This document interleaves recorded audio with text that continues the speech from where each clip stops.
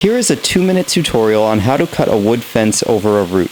Subscribe to the channel and let's get into the video. We encountered a large root sticking up above the ground here, and the problem is if we install the fence above that root, that section is going to be too high, and with a Gothic style like this, you want it to be level across the top. It looks a lot nicer.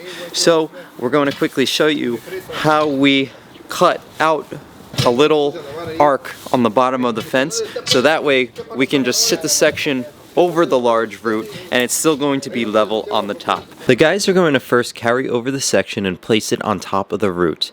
Then they're going to slide it over so that way it meets up with the previously installed section. Now Jose is going to expose the root by cleaning out all the excess dirt. Then they're going to take a pencil and draw an arch over the root.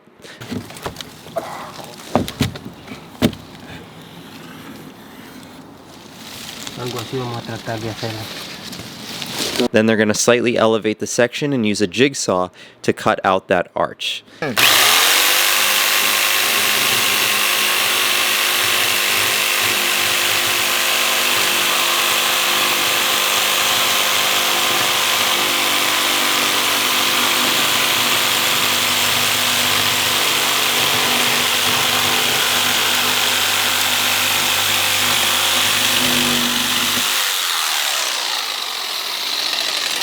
Then we place the section in the correct position and see if it's level with the rest of the fence. In this case, we got it on our first try.